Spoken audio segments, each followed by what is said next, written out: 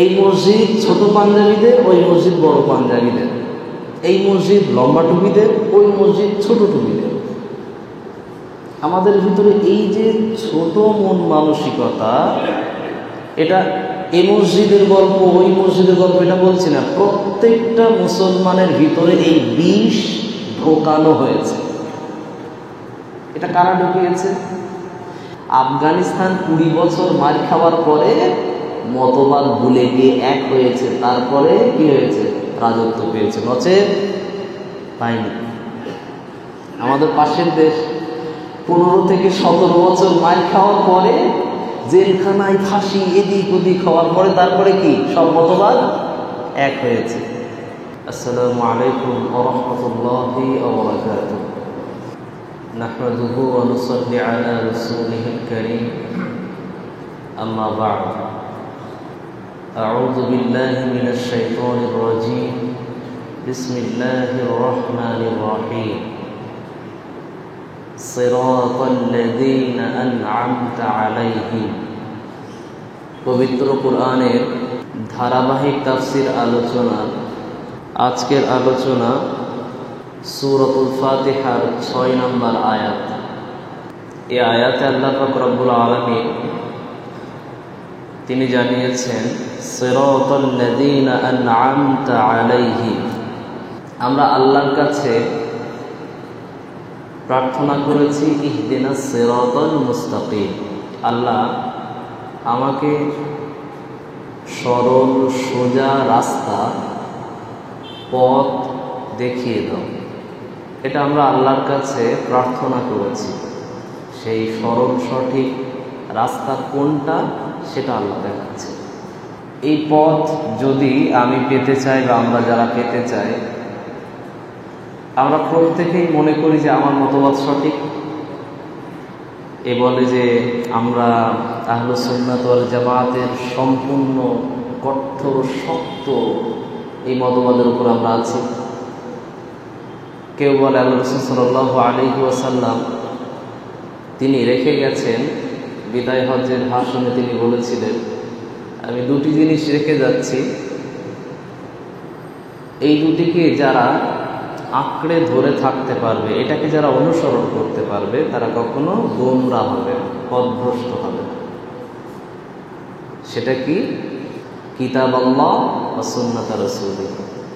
এক আল্লাহর কিতাব, 2 নম্বর বিশ্বনবীর সুন্নাহ, অর্থাৎ কোরআন এবং হাদিস। এই দুটোকে অনুসরণ করার দাবিদার আমরাও দাবি করি। আমাদের অন্যান্য মুসলমান যারা ভাইয়েরা আছেন প্রত্যেকেই দাবি করে যে আমরাই সব থেকে হাক্কানি দল, আমরাই হলাম হিজবুল্লাহ, আল্লাহর দল, আমরাই হলাম কি নাজাত প্রাপ্ত দল। এই যে ফিরকাতুন নাজিয়া সকলে নিজে নিজে দাবি করেছে, কারটা সঠিক কোনটা বেঠিক আমরা নির্ণয় করব কিভাবে? আল্লাহ দেখাচ্ছে। আমি এখানে কথা বলার উদ্দেশ্য, এই মসজিদ, ওই মসজিদ, এই মসজিদ, এই যে আমরা নির্ণয় করে রেখেছি, এই মসজিদ আমাদের, ওই মসজিদ ওদের। এই মসজিদ ছোট পাঞ্জাবিদের, ওই মসজিদ বড় পাঞ্জাবিদের। এই মসজিদ লম্বা টুপিদের, ওই মসজিদ ছোট টুপিদের। আমাদের ভিতরে এই যে ছোট মন মানসিকতা, এটা এই মসজিদের গল্প, ওই মসজিদের গল্প এটা বলছি না, প্রত্যেকটা মুসলমানের ভিতরে এই বিষ ঢোকানো হয়েছে। এটা কারা ঢুকিয়েছে? এই সমস্ত বিষগুলো ঢুকিয়েছে যারা বিশ্বকে রাজত্ব করতে চায়। তারা জানে যে মুসলমানদের ভিতরে যত ফাটল ধরিয়ে রাখা যাবে, তত এদের ওই খাদে খাদে আমরা কি করতে পারবো? রাজত্ব করতে পারবো। মাটি যখন ফেটে যায় তখন কি হয়? পানি সেইখানে সেইখানে ভালোভাবে জমতে শুরু করে, জায়গা পায় ভালো। তো মুসলমানদের ভিতরে যত ফাটল ধরাতে পারবে, ওই মাঝখানে মাঝখানে ওরা ঔষধ হিসাবে কাজ করবে, নাম নেবে ভালো, কিন্তু ভিতরে ষড়যন্ত্র চালু করবে, পুরো বিষাক্ত করে দেবে। পানি দেওয়ার জায়গায় যদি বিষ ঢেলে দেয় তো কি হবে? পুরো জমিনটাই অনুর্বর হয়ে যাবে, ওর থেকে কিচ্ছু হবে। আমি আপনার বা আমার উদ্দেশ্যে বলতে চাই, আমরা প্রত্যেকেই সচেতন হতে চাই। একটা বিষয় আমরা সকলে খেয়াল রাখবো, নামাজ কোন জায়গায় হাত বাঁধলে হবে আর হবে না, এই নিয়ে মতানৈক্য শেষ আর শেষ নাই। মানে শুরু হয়েছে কিন্তু শেষ হচ্ছে না। মতানৈক্য তো থাকবে, এটাকে বাদ দেইনি কেন আমরা? যদি আমরা বলতাম যে এই মতানৈক্য যেগুলো আছে এগুলো তো মুস্তাহাব, সুন্নাত আমল, তো ঝগড়ার বিষয়ই না, এই কথা তো আমাদের মাথায় আসে না। আফগানিস্তান 20 বছর মার খাওয়ার পরে মতবাদ ভুলে গিয়ে এক হয়েছে, তারপরে কি হয়েছে? রাজত্ব পেয়েছে, নচেত পায়নি। আমাদের পাশের দেশ 15 থেকে 17 বছর মার খাওয়ার পরে জেলখানায়, ফাঁসি, এদিক ওদিক হওয়ার পরে তারপরে কি সব মতবাদ এক হয়েছে। আমার কথা কি বুঝতে পেরেছেন? আমি আপনাকে বোঝাতে যাচ্ছি, নাজাত প্রাপ্ত দল সকলেই দাবি করবে নফল নামাজ রাত 12টা-1টার সময় ঘুমের কষ্ট করে তাহাজ্জুদের নামাজ পড়ে, সে কি জাহান্নামে যাওয়ার জন্য? একবারও কি অনুশোচনা করে দেখেছি? যে মতবাদের, যে মাসলাকের, যে মাযহাবের হোক না কেন, কেউ আল্লাহর খুশি ছাড়া নামাজ কেউ পড়ে না। হ্যাঁ, সকলের এক একটা যাচাই বাছাই আছে, সকলের একটা গবেষণা আছে। সেই গবেষণা অনুপাতে তাদের ওলামারা যেভাবে দিক নির্দেশনা দেয় সেই অনুপাতে তারা মানার চেষ্টা করে। এটাই তো কোরআন সুন্নাহর নিয়ম। আল্লাহ বলছেন কি, এই যে যত রকম মানুষ সকলেই দাবি করেছে যে আমার পথটা সঠিক, আমার পথ সঠিক, আর পৃথিবীতে বহু রকম ভাবে মানুষ পার্টি করে করে দলে দলে বিভক্ত হয়ে গেছে। এই যে দলে দলে বিভক্তির ভিতর থেকে বের হয়ে এসে আমরা যদি দেখতে চাই আল্লাহ কাদেরকে সঠিক পথ দিয়েছেন, এটা আল্লাহ বলছেন, সিরাতাল্লাযীনা আন'আমতা আলাইহিম, আল্লাহ আমাকে ওই পথে চালাও যেই পথে আপনি যাদেরকে পরিচালিত করেছেন, যাদের প্রতি আপনি নিয়ামত দিয়েছেন। এই নিয়ামত বলতে কি? নিয়ামতের ব্যাখ্যায় আল্লাহ পাক রব্বুল আলামিন সূরাতুন নিসা এর ভিতরে 69 এবং 70 নম্বর আয়াতে আল্লাহ পাক রব্বুল আলামিন তিনি বলছেন, ফাউলাইকা মাআল্লাযীনা আন'আমা আল্লাহু আলাইহিম মিনান নাবিয়্যিনা ওয়াস-সিদ্দীকীনা ওয়াশ-শুহাদাই ওয়াস-সালিহীনা ওয়া হাসুনা উলাইকা রাফীকা। আল্লাহ পাক রব্বুল আলামিন তিনি বললেন, তারা ওই ব্যক্তিদের সঙ্গী হবে যাদের প্রতি আল্লাহ অনুগ্রহ করেছেন। তার মানে আল্লাহ যাদের উপরে নিয়ামত দিয়েছেন, যাদেরকে আল্লাহ সঠিক রাস্তা দেখিয়েছেন, এই রকম লোকদের নির্ণয়ের কথা আল্লাহ তাদের নামকে স্পষ্ট করছেন। এক, মিনান নাবিয়্যিন, তার হলো নবীদের দল। যত নবী ছিল পৃথিবীতে এসেছে, কোন নবী পথভ্রষ্ট নয়। আমরা যদি বলি যে খ্রিস্টান ধর্মের মানুষরা তো যীশু খ্রিস্টকে এইভাবে একদম পেরেক মারা, এরকম কাঠের উপরে যোগ চিহ্ন মতো ক্রস চিহ্ন যেটা, সেটার উপরে তাকে ঝুলিয়ে রেখেছে, এইরকম মূর্তি বানিয়ে তাকে তো সেখানে গিয়ে তারা পূজা করা, ইবাদত করা, সেই কাজটা তারা করে। তো এটা কি তাহলে ইসলাম বা তদানীন্তন সময়ের যে ইসলাম বা মুসলিম ধর্মের যেটা নিয়ম ছিল সেটা কি এটাই? জি না, এটা না। কারণ তাদের ইনজিলটাকে তারা পরিবর্তন করেছে। এই জন্য পবিত্র কোরআনকে বলা হয় অপরিবর্তনশীল একটি কিতাব। পবিত্র কোরআনকে কেউ পরিবর্তন করতে পারবে না, এবং পবিত্র কোরআনকে কেউ যদি পরিবর্তন করতে যায়ও, এটার হেফাজতের দায়িত্ব নিয়ে রেখেছেন কে? আল্লাহ। ইন্না নাহনু নাযালনা যিকরা ওয়া ইন্না লাহু লাহাফিজুন। আল্লাহ বলছেন পবিত্র কোরআনকে আমিই নাজিল করেছি, এই কোরআনকে হেফাজতের দায়িত্ব আমি আল্লাহর হাতে নিয়ে রেখেছি।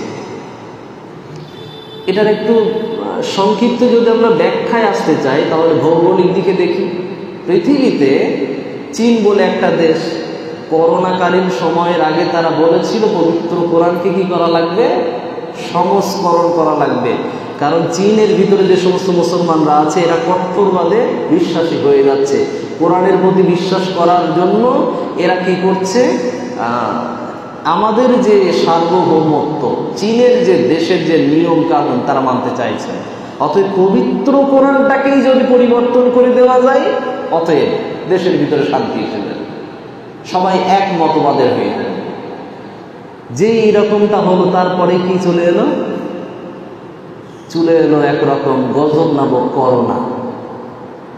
আমি এটা বলছি না যে এটার কারণেই এসেছে, লজিক্যালি আমি এটা বলছি না, কিন্তু আল্লাহ ওই বিষয়টাকে এমনভাবে ধামাচাপা দিয়ে দিলেন, সারা পুরো চীন ব্যাপী এমন একটা মহামারী দিয়ে দিলেন। আল্লাহ কোরআনের কথা তো ভুলেই গেল, এইটার পিছনে তারা ব্যস্ত হয়ে গেল, কোরআনের কথা তাদের মাথায় নাই।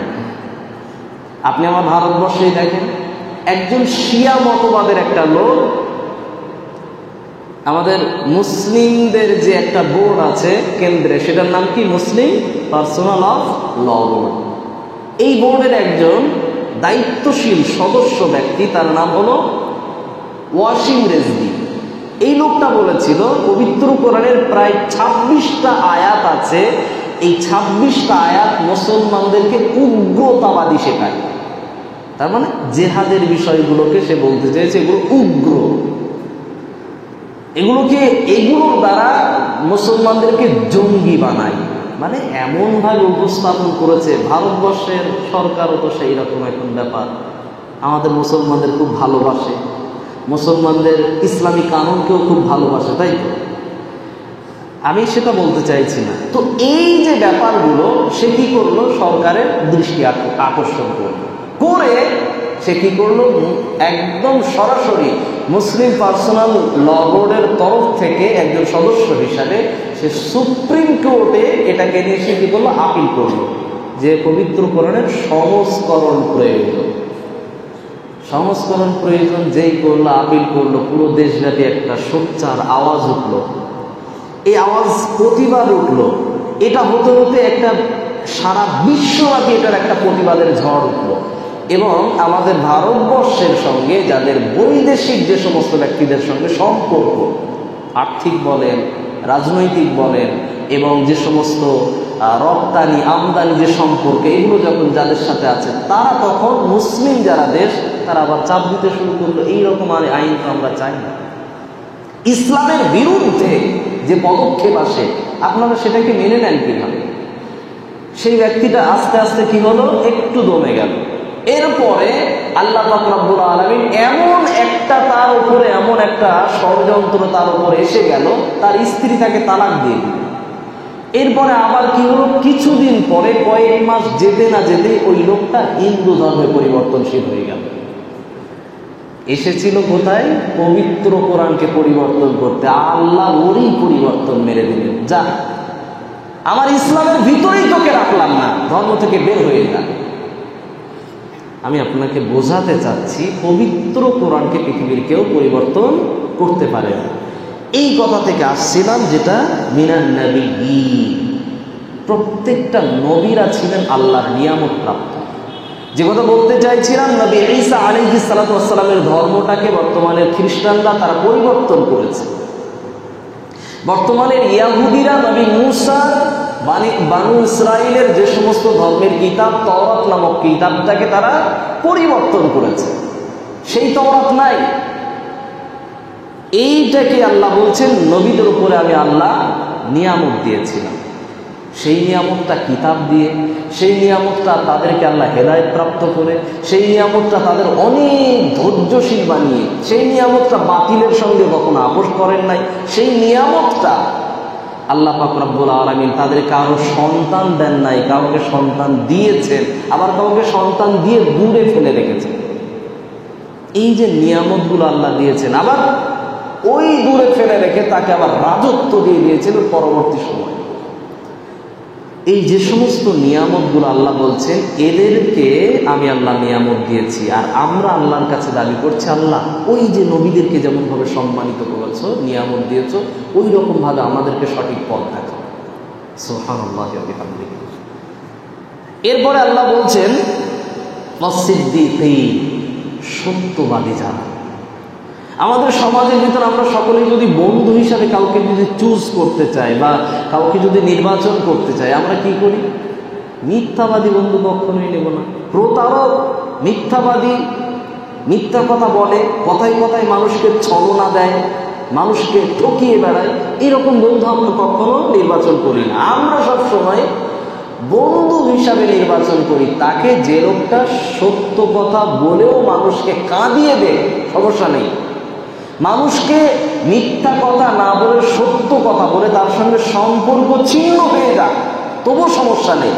এই লোকটাকে সবাই অবশেষে পরবর্তী সময়ে মানুষ তাকেই বলে না লোকটা ভালো, মানুষটা ভালো। আল্লাহ পাক রব্বুল আলামিন বলছেন সিদ্দিকী, এই সিদ্দিক কারা? সিদ্দিক শব্দের 1 নম্বর ব্যক্তি হিসেবে যদি আপনি দেখতে চান বিশ্বনবীর যুগে, তাহলে 1 নম্বর ব্যক্তি, তার নাম আবু বকর সিদ্দিক। আচ্ছা বলেন তো, আবু বকরের গুণ কেমন কেমন ছিল? আল্লাহ রাসূল জিজ্ঞাসা করছেন, আজকের যেই ব্যক্তি মুসলমানের 6টা হক আদায় করতে পারবে সেই ব্যক্তিটা জান্নাতি। তাহলে রাসূল একটা একটা করে বললেন, আজকের কেউ এমন আছো যে যে চাইছিল যে আমি আগে সালাম দেব, তার আগে গিয়ে সেই ব্যক্তিটা এসে, তার বিপরীত আর একজন ব্যক্তি এসে নিজে থেকে আগে সালাম দিতে পেরেছে? কেউ এমন আছে? কেউ হাত তোলেন। হাত তুলেছেন আবু বকর। আল্লাহ রাসূল বলেন, আজকে অসুস্থ ব্যক্তিকে দেখতে যাওয়ার জন্য যে কোনো পড়োশী, শুধু মুসলমান নয়, যে কোনো অসুস্থ প্রতিবেশী পড়োশীকে দেখতে যাওয়া, আমরা তো ধনীদেরকে দেখতে যাই, আমরা টাকাওয়ালাদেরকে দেখতে যাই, গরিবদের আমাদের দেখার সময় নেই। আবু বকর কেমন ছিলেন? আবু বকর ছিলেন না জাত পাত, তিনি কিছুই দেখতেন না। তিনি দেখতেন কি? অসুস্থ, এটাই বিচার। অসুস্থ ব্যক্তিকে তিনি দেখতে যেতেন, সপ্তাহে 2 দিন 3 দিন 1 দিন। এটা কি আমরা করেছি কোনোদিন? এটা তো ইবাদত। আমরা জানাজা পড়াকে ইবাদত মনে করি, কিন্তু এটা কি ইবাদত মনেই করি না। আল্লাহ রাসূল বলছে এটা ইবাদত, আমরা বলছি না এটা ইবাদত না, এটা দায়িত্ব। না দায়িত্ব না, এটা ইবাদত। ওই যে মুসলমানের 6টা হক আর একটা মুসলমানের প্রতি সালাম যাওয়া যেমন ইবাদত, একজন মুসলমান অসুস্থ হলে তার বাড়িতে দেখতে যাওয়া, দেখতে গিয়ে তার কপালে হাত দিয়ে দোয়া বলা, লা বা'সা তাহুরুন ইনশাআল্লাহ, আযহাবিল বা'স রাব্বান নাস ওয়াশফি আনতাশ শাফি লা শিফাআ ইল্লা শিফাউকা শিফাআন লা ইউগাদিরু সাকামা। আপনি তার কপালে হাত দিয়ে বলেন এবং তাকে জিজ্ঞাসা করেন, তার বাড়ির লোকদের জিজ্ঞাসা করেন, এই যে রোগ হয়েছে, অসুস্থ হয়েছে, ডাক্তার দেখাতে পারছো তো? কি অসুবিধা আছে? কি কোনো সমস্যা থাকলে আমাকে বলো, আমার সামর্থ্য অনুযায়ী আমি যদি পারি আমি করব, যদি না পারি আমি আমার সামর্থ্য অনুযায়ী পাড়া থেকে আমি ব্যবস্থা করব। এই যে তাদেরকে সহযোগিতা করা, বলেন তো পাশে যদি হিন্দু ভাইদের এই দায়িত্ব যদি পালন করেন, তাকে মুসলমান হতে হবে না, মুসলমানদের আর ঘৃণা করবে? কখনোই করবে। যে কোনো ধর্মের মানুষ হোক না কেন, তার পাশে যদি এরকম যদি আপনি দাঁড়ান, তার অসুস্থতার সময়ে তার কাছে গিয়ে যদি পরামর্শ দেন, এখানে ডাক্তার দেখাতে হবে না, অমুক জায়গাতে যান, ওখানে ভালো ডাক্তার আছে, ছোট্ট একটা পরামর্শের দ্বারাই যদি সে সুস্থ হয়, আপনার প্রতি কৃতজ্ঞ থাকবে সারা জীবন। কিন্তু এইটুকু কথা খরচ করার জন্য আমরা ব্যবস্থা করি না। এটা বলছেন কে? এটা সিদ্দিকীনদের অবস্থা, এটা সিদ্দিকীনদের চরিত্র, এটা হলো ইবাদত। আবু বকর বললেন, ইয়া রাসূলুল্লাহ, আজকে আমি অসুস্থ ব্যক্তি দেখে এসেছি, আজকে আমি জানাজা পড়ে এসেছি। আল্লাহ রাসূল একটা একটা করে বললেন। এরপরে বললেন, যখন তিনি বললেন আরো একটা একটা করে, যখন সবকটা 6টা যখন বললেন, 6টা বৈশিষ্ট্যই আবু বকরের ভিতরে পাওয়া গেল। এই আবু বকরের বৈশিষ্ট্য ছিল কি? বিশ্বাস করা, নবী যেটাই বলবে কোনো মিথ্যা হতে পারে। আল্লাহ রাসূল মক্কা থেকে শুরু করে বাইতুল মুকাদ্দাস গেলেন, বহু দূরত্ব রাস্তা। বাইতুল মুকাদ্দাস যেটা মসজিদে আকসা বলা হয়, এখান থেকে আল্লাহ আবার আসমানে নিলেন, আল্লাহর কাছে, আরশের কাছে নিলেন। এই জায়গাতে গেলেন, পৃথিবীতে এসে যখন আল্লাহ রাসূল বলছেন, আমি গতকাল মিরাজে গিয়েছিলাম, বাইতুল মুকাদ্দাসে গিয়েছিলাম, এমনকি বিশ্বনবীকে চক্রান্ত করে আবার বলা হলো, বলো তো বাইতুল মুকাদ্দাসের কয়টা দরজা, কয়টা গেট, ওই ডান দিকে কি আছে, বাম দিকে কি আছে, একটা একটা করে প্রশ্নবিদ্ধ করা হয়।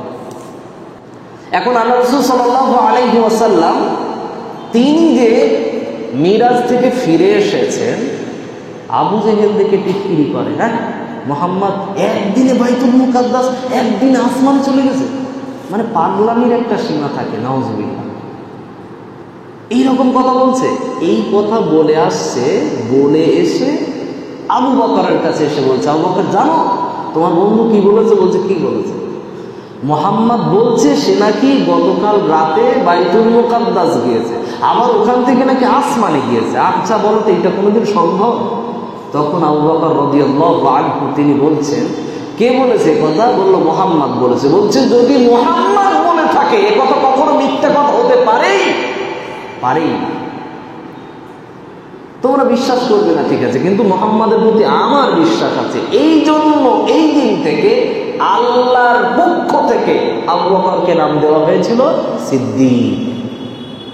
সিদ্দিকদের যে বৈশিষ্ট্য, বিশ্বাস করা, কোরআনে যে আছে, হাদিসে যে এটা আছে।